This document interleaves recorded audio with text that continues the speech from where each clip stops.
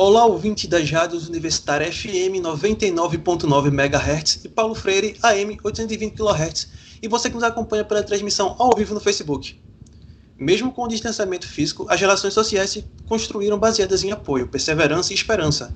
Redes de solidariedade surgiram ou foram ampliadas nesse período de crise da pandemia, uma vez que o Estado não deu apoio suficiente à população. Como as redes estão trabalhando? De que forma as pessoas podem participar? Quais são os aprendizados dessa articulação? Hoje, o Saúde é o Tema fala da saúde de um ponto de vista mais amplo, dos efeitos benéficos de não estar só, de se colocar no lugar do outro, de compartilhar a dor e o sofrimento, de sentir nossa humanidade num tempo tão difícil, de agir coletivamente, e de nos alimentar das relações humanas e renovar nossas esperanças, enfim, daquilo que nos faz ser seres sociais. Eu sou Danilo Melo, estudante de jornalismo da UFPE, e estarei com você nesta edição especial do Saúde é o Tema sobre a pandemia do novo coronavírus. Enquanto durarem as recomendações de distanciamento físico, vamos realizar o programa remotamente, de casa. Lembrando que, além de transmitida na rádio universitária AM e FM da UFPE e ao vivo pelo Facebook, esta edição fica disponível no formato de podcast no site radiopaulofreire.ufpe.br. Também fica disponível nas plataformas digitais. É só procurar por Saúde é o Tema para encontrar no podcast, na plataforma de podcast de sua preferência. Convido você também a participar desta conversa ao vivo no Facebook, comentando, mandando suas perguntas e compartilhando. Interaja com a gente. Nesta nona edição do Saúde é o Tema especial Coronavírus, sobre a solidariedade neste momento de pandemia, convidamos para a conversa o integrante da Rede de Coletivos Populares do Paulista, a Rede Copa, e do Observatório Popular de Maranguapium, Daniel Paixão. Seja muito bem-vindo, Daniel. Boa tarde, minha gente. Boa tarde a todos. Muito prazer estar aqui e gratidão pelo convite, né? Vai ser muito importante, vai ser um aprendizado muito importante para mim, quanto para as pessoas que estarão ouvindo, né? E estar aqui representando a Rede Copa, que é a Rede de Coletivos Populares Paulista, representando também o Observatório Popular de Maranguapium, é muito gratificante. Vamos que vamos construindo. Com certeza. E também conosco está o médico e professor de Medicina de Família e Comunidade da UFPE, Rodrigo Cariri. Seja muito bem-vindo, Cariri. Obrigado, gente. Prazer estar aqui. Daniel, você pode apresentar para a gente um pouco sobre a Rede de Coletivos de Paulista e como ela está atuando nesse momento de pandemia? Então, a Rede de Coletivos Populares de Paulista é uma rede composta por alguns coletivos como Escambo Coletivos, Coletivas, Coletivo Força Tururu, Observatório Popular de Maranguapium, Coletivo M1.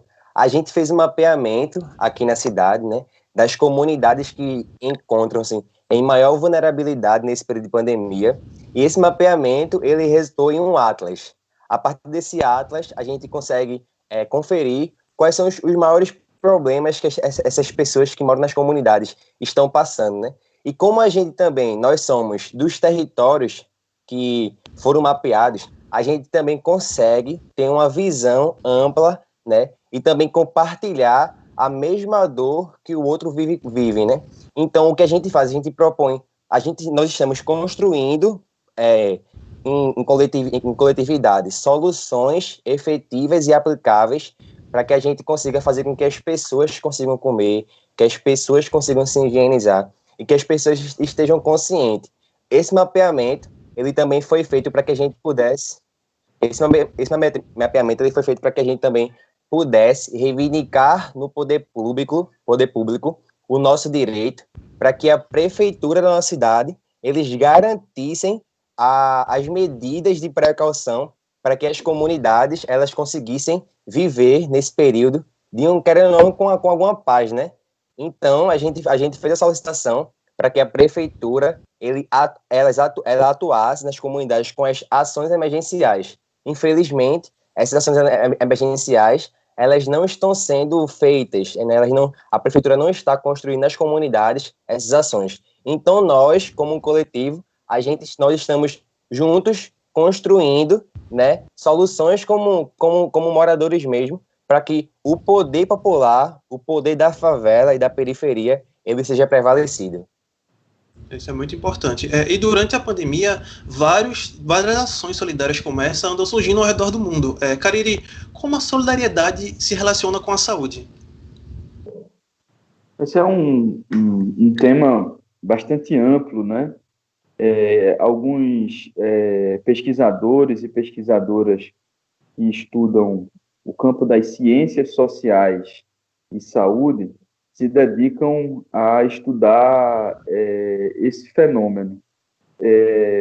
Uma corrente do pensamento sociológico acredita que, em primeiro momento, a solidariedade, os laços sociais são o que a gente pode chamar de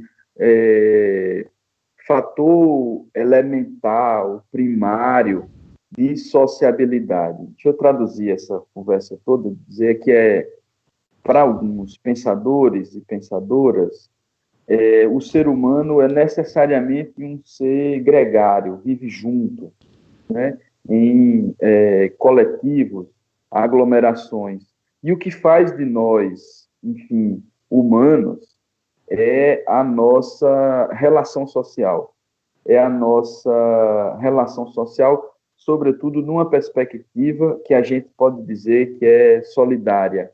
Ou seja, os seres humanos têm uma tendência natural a se ajudarem mutuamente, e isso, de certa forma, é o que nos define enquanto espécie, né? É claro que existem outros pensadores que vão acreditar justamente no contrário, vão acreditar que é a competição aquilo que nos define.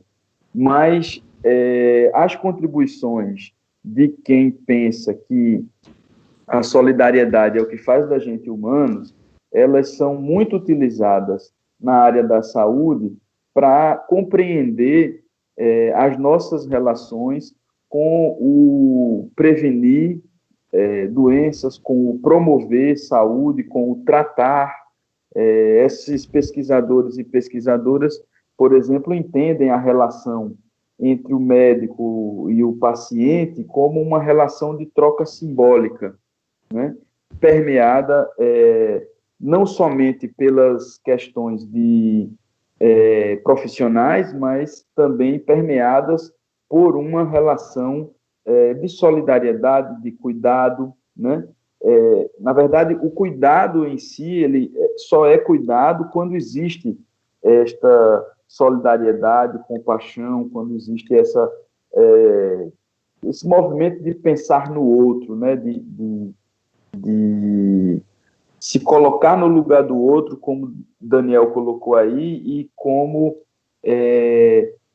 sentir, de certa forma, aquilo que o outro está sentindo. Portanto, nessa perspectiva, a solidariedade ela define as práticas de saúde, ela separa o joio do trigo, ela separa aquilo que é puramente a técnica, ela separa aquilo que é puramente a ciência biológica, a compreensão dos fenômenos biológicos, e aquilo que é uma prática social do trabalho em saúde, que é o cuidado das pessoas, e que isso implica necessariamente esse movimento de alteridade e solidariedade. Portanto, ela é fundamental, ela é imprescindível para a prática de saúde, né? Sim, sim. Bem, nesse momento de pandemia, vemos muitas pessoas sofrendo, seja porque perdeu alguém querido para a Covid-19, ou porque está distante das famílias, dos amigos, da vida cotidiana que mantinha antes do isolamento. E de que forma esses projetos solidários estão contribuindo para a melhora dessa situação das pessoas? Daniel, para mim. Para você. Nesse período... Veja, a gente primeiro precisa, para compreender a sociedade, né, atual, contemporânea, entender a sua complexidade, né, o tamanho que ela tem. E dentro dela estão as pessoas que fazem parte dos governos, né? Na mesma linha do que eu vinha falando, que a solidariedade ela separa as práticas de saúde, ela também separa as práticas de governo. A gente pode entender que determinadas medidas, determinadas políticas públicas que viram políticas de fato, elas são mais ou menos solidárias a depender disso, do quanto aquele que pensa e executa a política faz esse movimento de se colocar no lugar do outro. Então, nós estamos aprendendo muito com essa pandemia sobre a nossa sociedade e a forma como a gente vive, porque, em grande medida, as iniciativas, as soluções que foram pensadas, foram soluções que dispensaram, né, evitaram esse movimento de se colocar no lugar do outro. A ideia do isolamento social como medida única, né, e para todos igual, ela é uma medida de quem não consegue fazer esse movimento, de se colocar no lugar de quem não consegue estar em isolamento. Essa ideia de ficar em casa enquanto discurso único é uma ideia que não considera que muitas pessoas não têm em casa, né? E isso tem rebatimentos na própria clínica, na própria forma de cuidar as pessoas, né?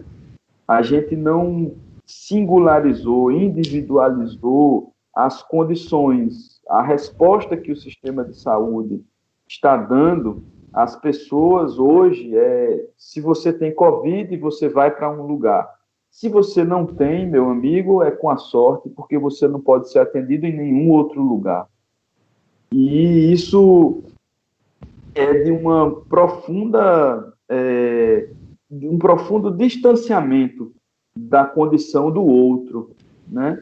Você não está ouvindo a pessoa, às vezes a pessoa está lhe falando uma coisa que não tem nada a ver com o Covid, mas você não escuta porque diz, tá com coriza, tá espirrando, tá tossindo, não, então espera passar. Tá com dor de cabeça, dor no corpo, não está sentindo cheiro, então vai para o posto do Covid e nada mais se faz em torno disso, né? Então, as políticas, elas têm sido pensadas nesse plano. Isso tem um rebatimento também na maneira como as pessoas estão reagindo. Eu acho que é importante a gente separar isso que a gente está falando aqui de solidariedade daquilo que algumas pessoas possam acreditar que seja a caridade, né? Uma maneira de tentar preencher um certo vazio existencial ou responder uma certa culpa social através de movimentos isolados, de doações, né? A gente tem visto, quem está acompanhando as televisões, o quanto tem sido feitas campanhas que pedem doações, orientam as doações, instituições que agora nasceram para cuidar das doações. É tanta doação que tem gente que está se especializando em cuidar, transparência das doações, para as doações não terem um uso equivocado, mas não é disso que a gente está falando, não são essas doações, não é o sopão. A gente está falando de se colocar no lugar do outro, de compreender o lugar do outro e ter, de alguma forma, alguma iniciativa que vise dirimir, diminuir, mitigar esse sofrimento alheio. Então, assim, de certa medida, a pandemia e o isolamento social reforçou muito o isolamento. A preocupação das pessoas se está ou não em casa e de que o mundo lá fora, o que é uma reação esperada, tanto quanto a solidariedade nos momentos de grandes catástrofes, nos momentos de grande comoção pública, há um surgimento, um fortalecimento desse espírito inicial que eu falava de querer ajudar, mas existe também uma coisa de sobrevivência do tipo, eu preciso cuidar de mim, eu preciso ficar dentro de casa, eu não posso sair, infelizmente as outras pessoas estão mal, mas eu posso morrer, então eu não vou me arriscar, né? E isso é uma medida com conotações, com características individualistas, né? Vamos ouvir Daniel um pouquinho, que depois eu teria mais algumas coisas para comentar. Sim, Daniel. Qual a sua visão sobre quanto as ações solidárias estão contribuindo para a vida das pessoas nesse novo paradigma da sociedade? Uma coisa que a gente está praticando aqui, vou dizer a nível local, né? Eu moro em Maranguapium, no bairro de Maranguapium, e aqui no bairro de Maranguapium a gente desenvolveu um grupo operativo local, né? Composto com alguns coletivos de pessoas jovens, né? Que é o Observatório Coletivo M1, Frota de Favela, Falconense, Fênix. Então, aqui a gente está desenvolvendo, para além de atos solidários, também atos políticos. Por quê? O que é que a gente analisa? Que essa pandemia, ela está dificultando a vida de muitas pessoas, né? Muitas pessoas que são de periferias, elas também não, elas tiveram os seus auxílios negados, inclusive, né? Mas o que é que a gente mais tenta trazer quando a gente faz, por exemplo, uma doação de cesta básica? Quando a gente leva essa cesta básica para a pessoa, para beneficiar a família, a gente também tenta e faz um diálogo para conscientizar a mente daquela pessoa, para que ela entenda que essa cesta, ela não está vindo individualmente, ela está vindo com pensamento coletivo, e quando a gente entrega ela também deve ser direcionada com pensamento coletivo. Então, o que é que a gente faz?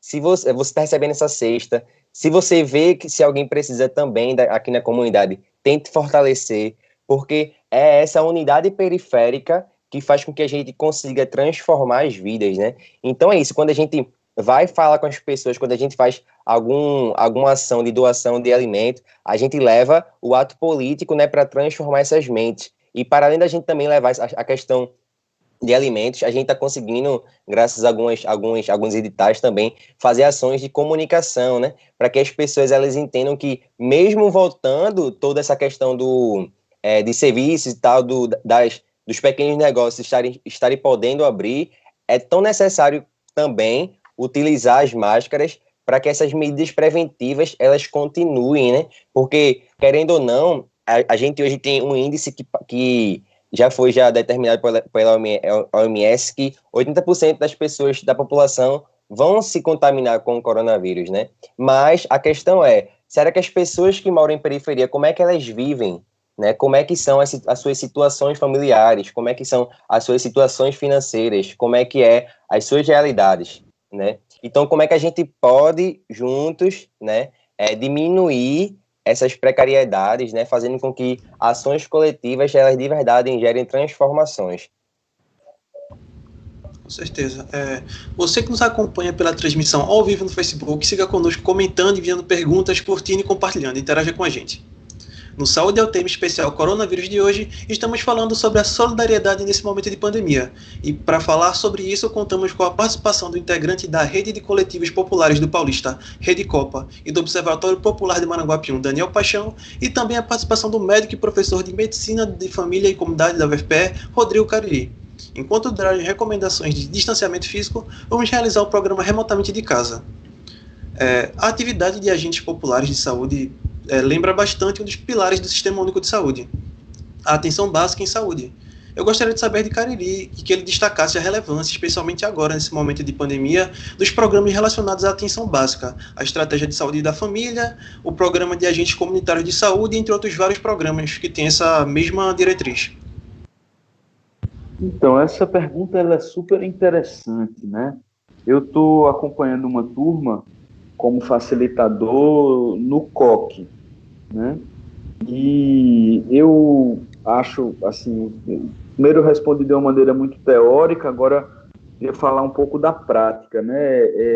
Essa iniciativa dos agentes populares, para mim, ela é a síntese do que a gente está conversando aqui hoje, de tantas iniciativas que a gente vê por aí, essa me parece ser um dos melhores exemplos que a gente pode utilizar para compreender e trabalhar mais essa ideia de solidariedade. Então, a gente já recusou a ideia de solidariedade como caridade, prontamente. Daniel já apresentou aí que a solidariedade, ela tem um componente também do conhecimento, da forma como a gente se relaciona com o conhecimento. E a iniciativa dos agentes populares é uma iniciativa de compartilhar, sobretudo, conhecimento, de empoderar as pessoas. E ela se coloca no lugar de uma iniciativa do Estado, né? a partir de uma negligência total e absoluta que os três entes federados estabeleceram sobre a estratégia de saúde da família, né? É fácil a gente falar de Bolsonaro. Assim. Bolsonaro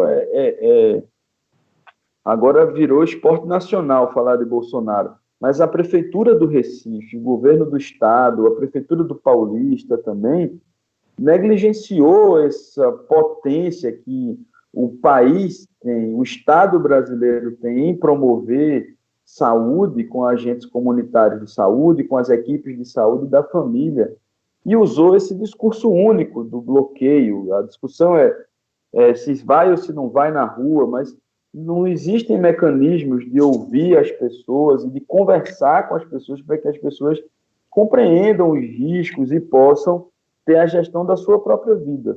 A iniciativa dos agentes populares, ela é praticamente um espelho da política pública. A diferença é que as pessoas não são remuneradas, não são contratadas, não são servidores públicos, o que, para mim, acaba reforçando essa característica da solidariedade.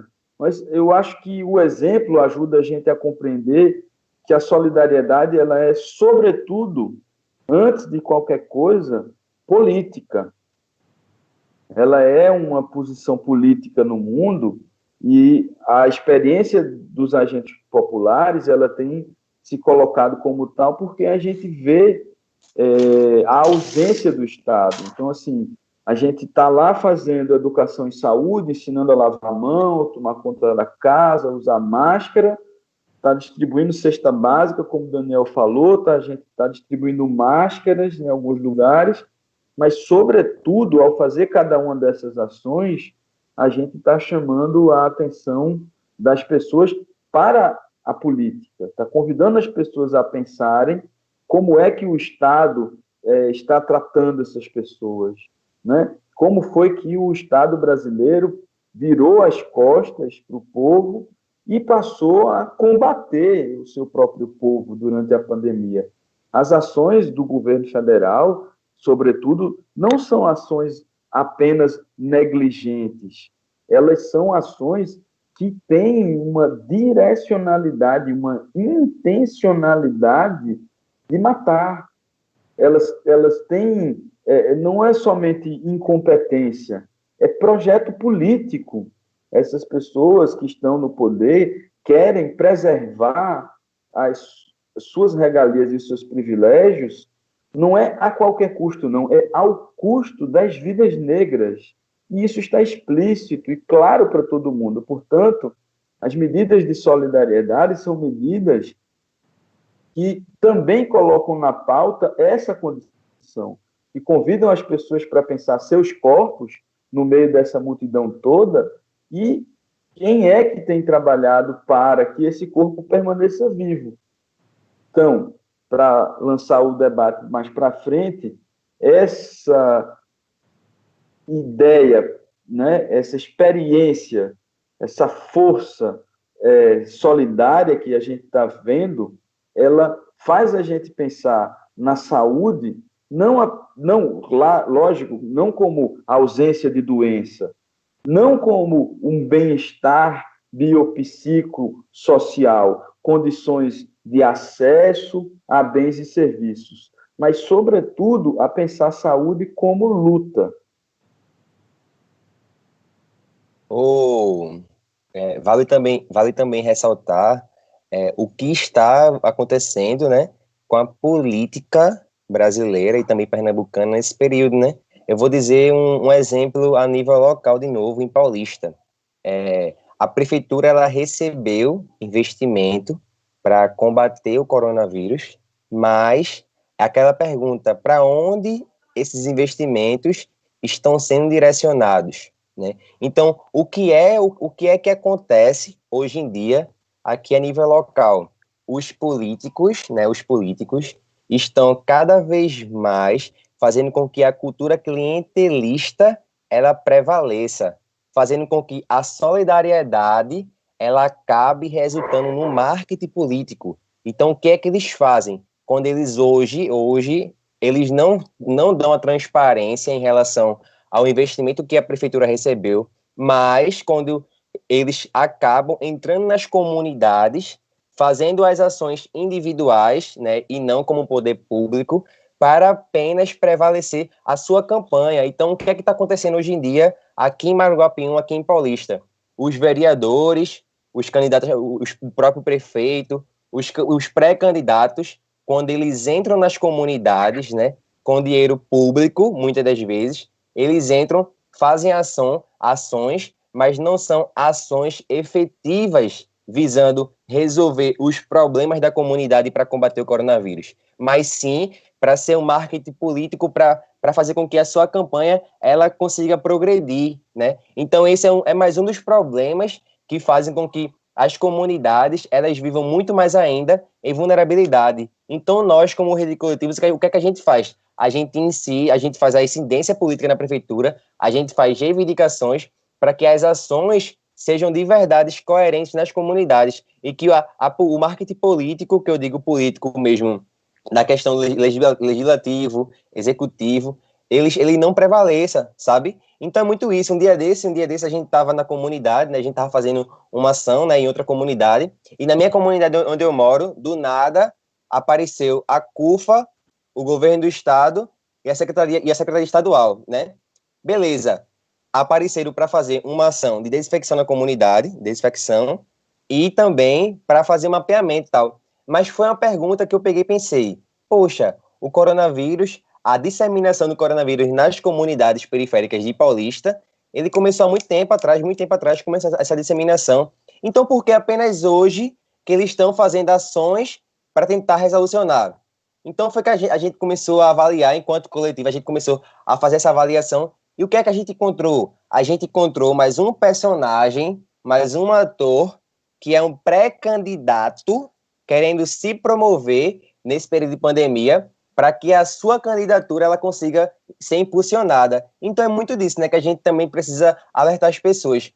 Porque esses políticos estão querendo usar esse momento difícil das pessoas para, mais uma vez, fazer ações clientelistas, né? Então, como é que a gente pode combater? O que a gente precisa fazer para que isso seja terminado, né? Porque quanto mais ações como essa, visando o marketing político acontecer, mais os problemas e as precariedades das comunidades irão continuar. E a gente não vai conseguir diminuir, infelizmente. Daniel, a rede de coletivos populares da cidade do Paulista, a Rede Copa, junto com outras organizações, elaborou um estudo de interesse público denominado Atlas das áreas de maior vulnerabilidade no contexto da pandemia do novo coronavírus no município de Paulista. E esse Atlas identificou a chegada do novo coronavírus nas periferias da cidade, como você falou agora há pouco, e também propõe orientar o caminho de políticas públicas para assistência de proteção dos mais vulneráveis. O que vocês conseguiram identificar durante a construção desse Atlas e como isso pode ajudar no combate ao Covid-19 na cidade de Paulista? Primeiramente, a gente começou a fazer análise dos problemas existentes, né, nas comunidades periféricas daqui da nossa cidade. O que existe de maiores problemas é a questão do saneamento básico, que é muito precário, que não tem coleta especial de lixo e também aqui não tem local para de verdade armazenar o lixo da comunidade, né? Aqui, os postos de saúde, a grande maioria deles, alguns foram fechados ou os seus serviços foram diminuídos, né? Como também tem essa questão o esgotamento, muitos dos esgotos daqui são a céu aberto, isso é mais um problema para as periferias. Como também nas comunidades periféricas, as casas são muito próximas uma da outra, né? Então, como solução, a gente desenvolveu alguns tipos de ideias para, de verdade, solicitar a prefeitura para que eles atuassem, né? Ideias como, por exemplo, de fazer uma análise das comunidades, uma revisão das comunidades, para a prefeitura tentar pensar como é que ela pode diminuir essa questão do problema da água e fazer com que o abastecimento de água seja mais efetivo, como é que a prefeitura pode diminuir a questão do lixo para que a coleta seja efetiva também, como é que a prefeitura pode fazer com que esse esgotamento ele melhore. A gente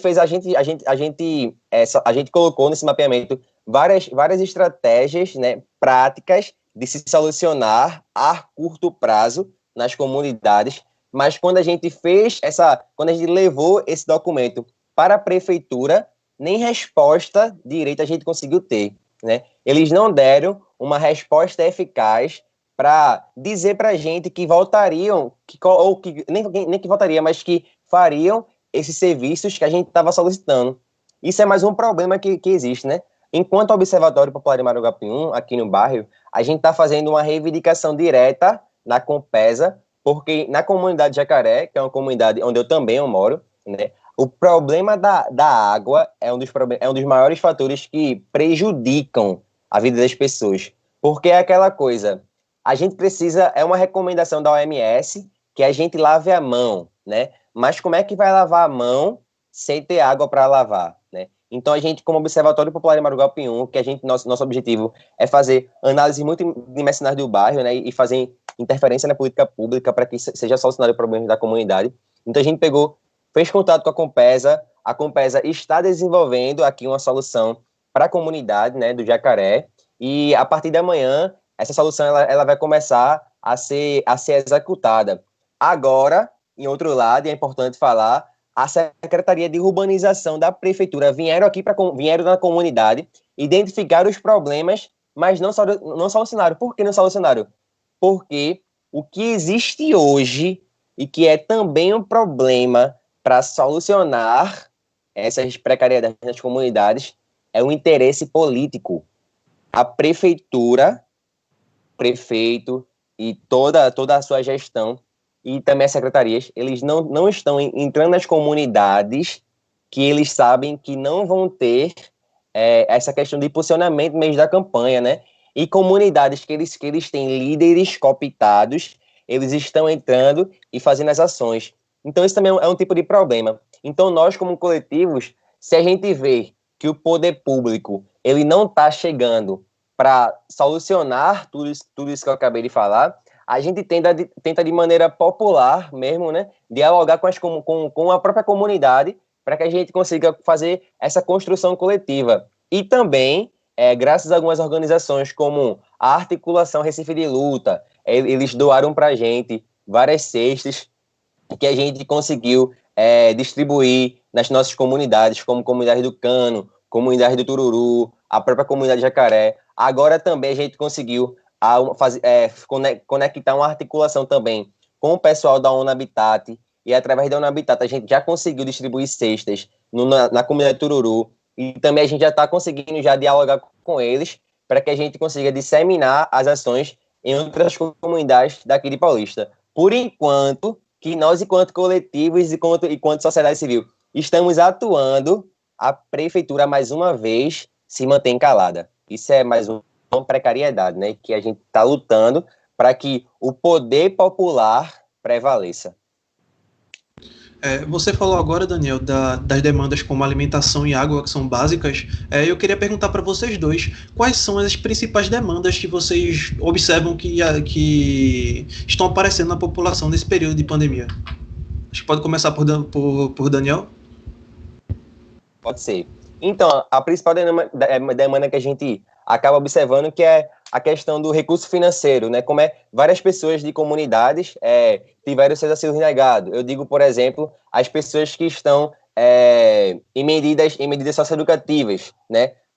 A gente mapeou aqui muitas mulheres que estão com a medida domiciliar, no caso, né? Que é quando a mulher foi presa e está dentro de casa, mas o seu auxílio foi negado. Então, esse é o primeiro problema que a gente conseguiu mapear. E a gente viu que a gente está tentando solucionar. A outra questão é a falta de água, né? Muita falta de água nas comunidades. E é como eu tenho falado, como é que o pessoal vai conseguir lavar suas mãos? A outra questão mesmo é o próprio saneamento básico das comunidades, né? A questão do lixo, tem muito lixo.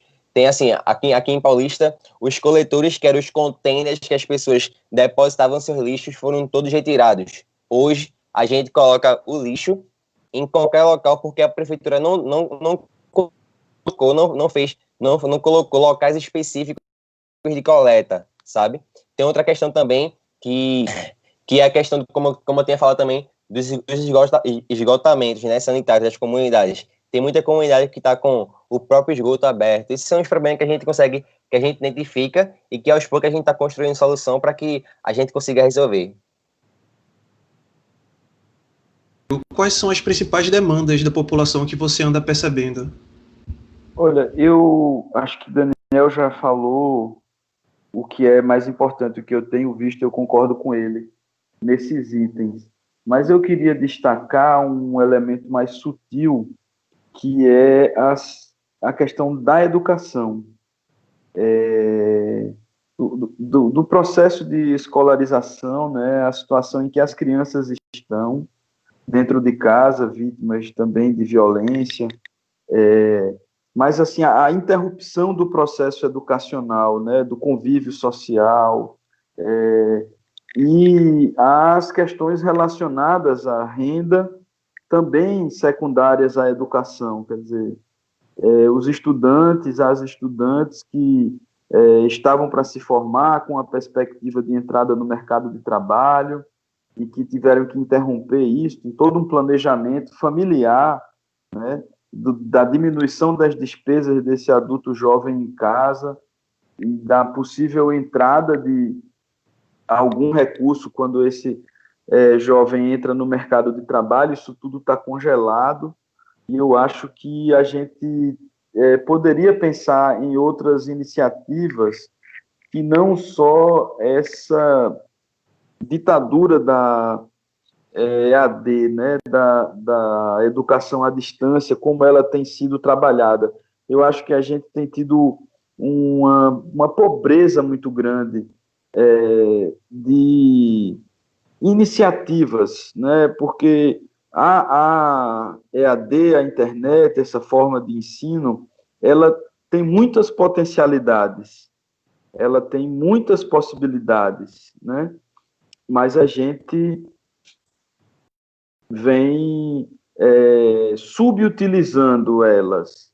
Está sempre com esse enquadramento que a gente está aqui agora, né? Câmera deitada, pessoa sentada atrás de uma mesa, e sem utilizar recursos que a gente poderia utilizar, fazendo com que essa forma de ensino tecnológico fosse até mesmo mais includente do que a forma presencial, por exemplo. Isso vai para esse campo do não conseguir se colocar no lugar do outro, né?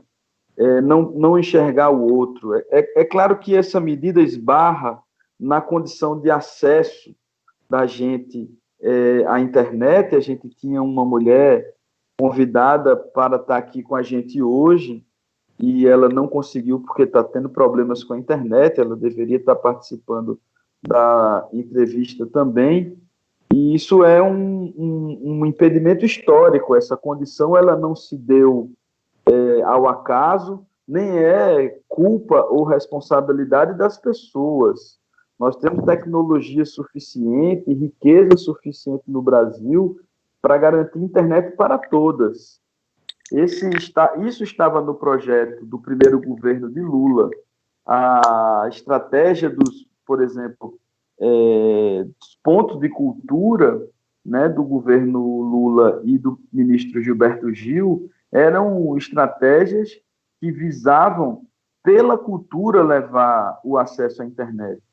Então, não dá para encarar essa situação do acesso à internet e das limitações que os estudantes têm como sendo uma responsabilidade dos estudantes. Dizer assim, mas os estudantes não têm, como se fosse assim, esse povo que não cuida, né, de conseguir o acesso.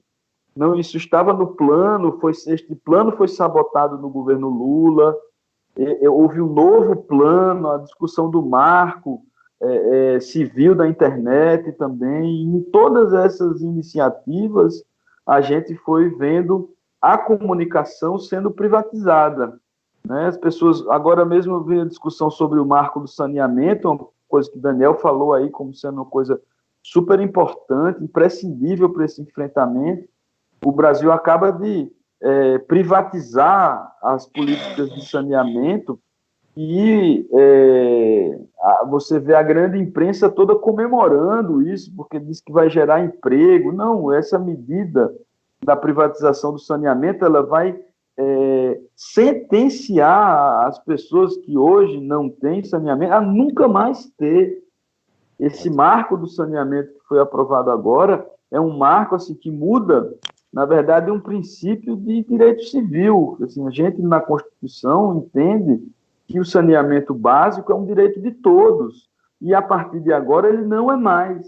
A partir de agora, ele vai ser um direito apenas de quem pode pagar, e os outros agora vai ficar assumido essa história. A mesma coisa é a comunicação. A comunicação é um direito de todos. A gente teria, e já teve planos para ter internet para todos de diversas formas. Eu estou aqui agora num posto de saúde na comunidade da Várzea. Esse posto tem internet da prefeitura, mas as casas daqui do entorno não têm. Esse ponto de transmissão, ele poderia ser um ponto aberto para toda a comunidade, entende? Se tem aqui, é uma coisa da prefeitura, por que não pode abrir daqui, botar uma antena de Wi-Fi e as pessoas poderem ter acesso? Então, eu reforço o que Daniel falou e queria complementar com essas questões da educação. Aproveitando esse gancho aí, Daniel, como é que anda o dia a dia dos jovens, de crianças e jovens que estão sem aula nesse momento? Então, o dia a dia dessas crianças estão trazendo mesmo assim um exemplo da minha comunidade, né? Tá sendo assim, dia a dia meio que muito mais que tedioso. A gente tava trocando algumas ideias com algumas mães e a gente viu que assim, muitas das mães não estão tendo assim, não estão conseguindo fazer com que as suas crianças elas consigam ocupar suas mentes, né? Mas também a gente conseguiu, graças a uma parceria com a Visão Mundial, a gente conseguiu distribuir nas comunidades aqui de Maruguapium caixas de ternura. Essas caixas de ternura, elas possuíam livros, lápis de cor, caderninho para eles desenharem, para que eles conseguissem ocupar suas mentes, como também a gente conseguiu, através de uma arrecadação que a gente fez, arrecadar alguns brinquedos, né, alguns brinquedos para que a gente conseguisse distribuir para essas crianças e elas conseguissem ocupar as suas mentes nesse período de tensão, né? Porque, querendo ou não, a gente às vezes acha que não, mas a criança, ela está acostumada a ser liberta, a se divertir, e também a escola é um ambiente que ela consegue se sentir bem, porque ela consegue estar em diálogo com os seus colegas. E quando ela tem que ficar dentro de casa em quarentena, para ela também fica tedioso por causa do costume que elas teriam.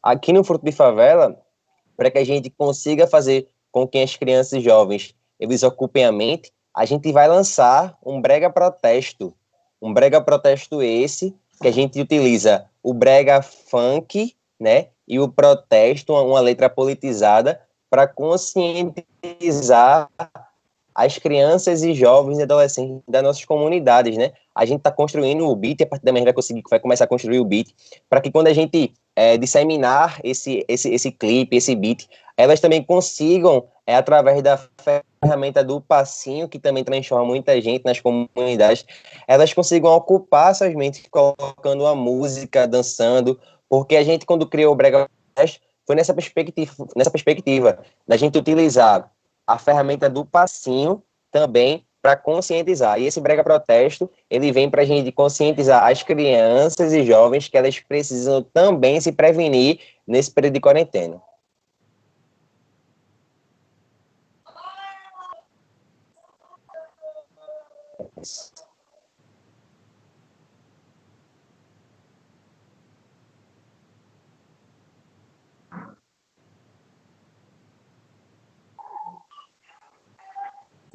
Você que nos acompanha pela transmissão ao vivo... Voltei. Você que nos acompanha pela transmissão ao vivo no Facebook, siga conosco comentando, enviando perguntas, curtindo e compartilhando. Interaja com a gente. No Saúde é o tema especial Coronavírus de hoje, estamos falando sobre a solidariedade nesse momento de pandemia.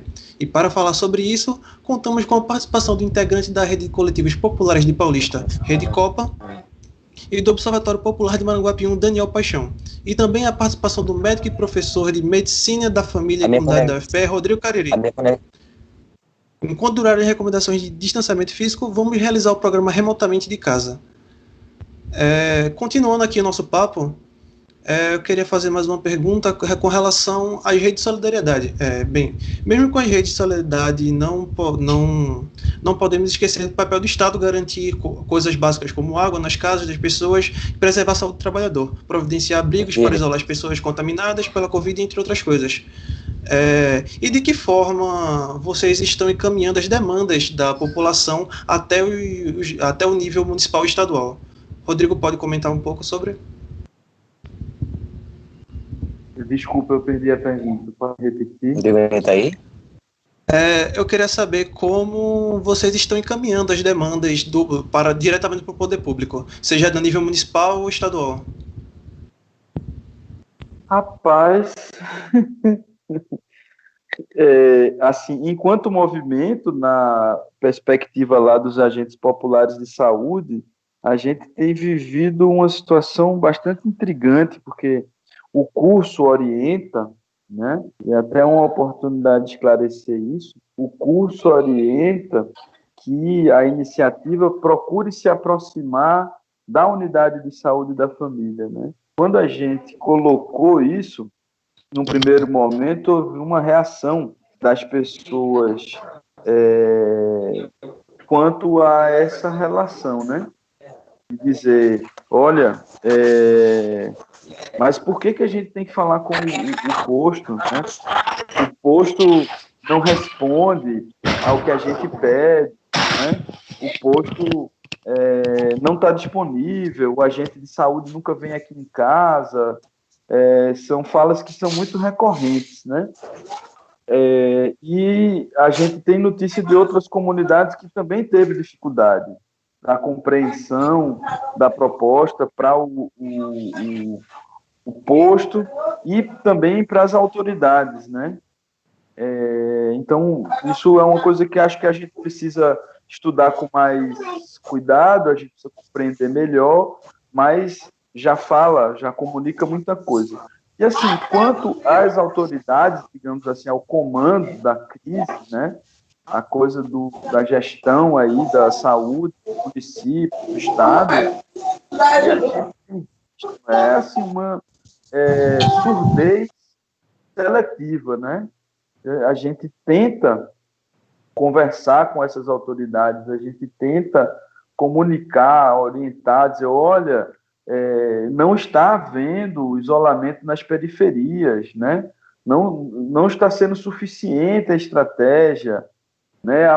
Os números na periferia estão aumentando, né? Mas as pessoas não escutam. Assim, as autoridades e o plano estadual, o plano municipal, pelo menos aqui em Recife, é o de abrir leitos de UTI. Vamos abrir leitos de UTI, vamos abrir leitos. Quantos leitos a gente tem? Qual é a fila de espera dos leitos? Assim. E por mais que a gente diga, é preciso fazer assim, não, ninguém escuta, não dá tempo, é muita coisa. As pessoas até concordam, mas não sabem como fazer.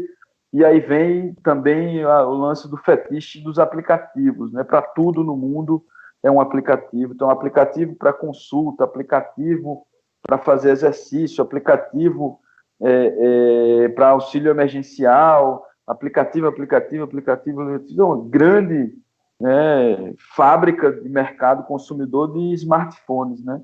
Mas soluções sociais enquanto políticas a gente não encontra. Infelizmente, a minha resposta para essa sua pergunta é vazia. Eu não tenho visto muito recepção e assim, acolhida ao que a gente tem levado. E você, Daniel, você tem visto alguma facilidade ou dificuldade para levar as demandas da população até o poder público?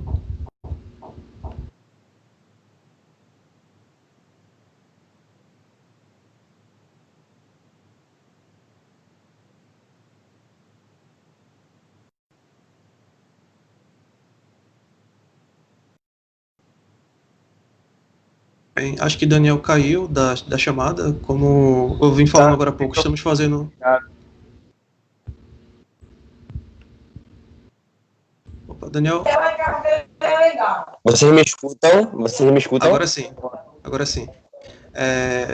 Pronto. Então, Você pode me dizer sobre... Então, eu fico muito contemplado com a fala de Cariri, quando ele fala que hoje o poder público está querendo mais investir em tecnologia digital do que investir em ações, né? É muito importante entender que não é a tecnologia que soluciona o problema da humanidade, né? O problema da humanidade a gente consegue solucionar com ações, com movimentos, né?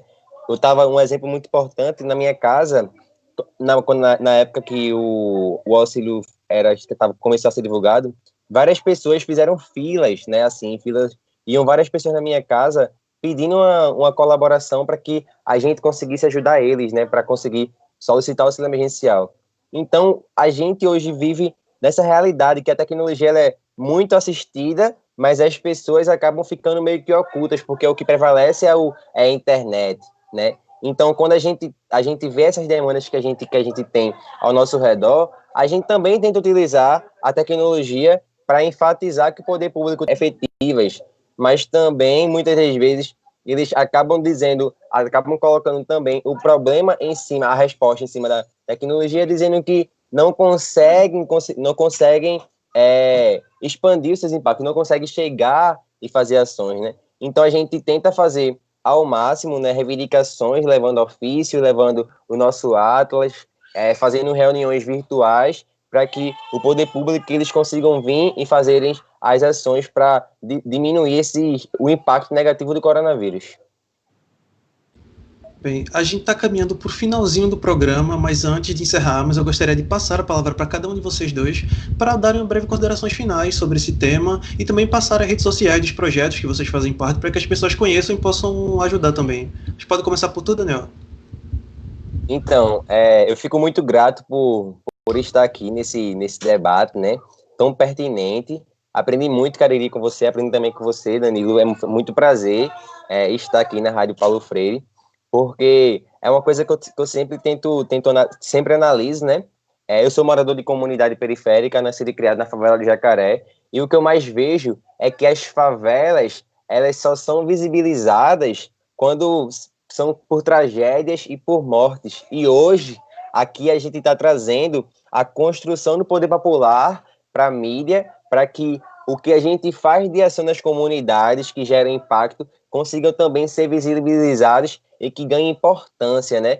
Quem quiser contribuir, quem quiser colaborar com as ações da Rede Copa, com as ações dos coletivos que constroem a Rede Copa, é só pesquisar no Instagram, @Rede Copa, e no Instagram é só colocar Rede de Coletivos Populares Paulista. E quem também quiser, mais localmente aqui em Maruguapium, quiser acompanhar o trabalho do Grupo Operativo Local de Maruguapium, é só pesquisar nossas redes do Instagram, que é Observatório _Maruguapium _1, Fruto de Favela, @Falconense, Poencriense. E assim, é muito importante a gente entender que a gente precisa estimular as pessoas para se construírem, né? E que essas soluções, elas consigam ser eficazes. E também é muito importante entender que a maior ferramenta do mundo que se existe é o conhecimento. E quando a gente consegue compartilhar os nossos conhecimentos, a gente consegue transformar e gerar um processo significativo nas vidas, né? E também é muito importante também todo mundo entender que quando a comunidade se organiza, o poder popular prevalece. Suas considerações finais, Rodrigo? Beleza, Daniel, é isso aí, velho. Tenho mais nada que acrescentar. Um prazer dividir esse começo de tarde aí com você, velho. E para mim nunca é suficiente exaltar o problema a importância da comunicação pública, né? O lugar estratégico que tem uma rádio como essa, que é a Rádio Paulo Freire, o trabalho que vocês estão fazendo aí. Então, para mim, poder contribuir com a programação da rádio pública é mais do que um dever como servidor público, como professor universitário, mas é uma estação estratégica né, política importantíssima para a transformação desse país. Eu queria me despedir de vocês deixando uma reflexão no francês Bruno Latour, né, sobre o que vai ser da gente depois da pandemia, né? Ele convida a gente a pensar em 4 coisas, né? O que a gente deixou de fazer durante a pandemia e que a gente gostaria de continuar desse jeito, que a gente não gostaria de voltar a fazer, né?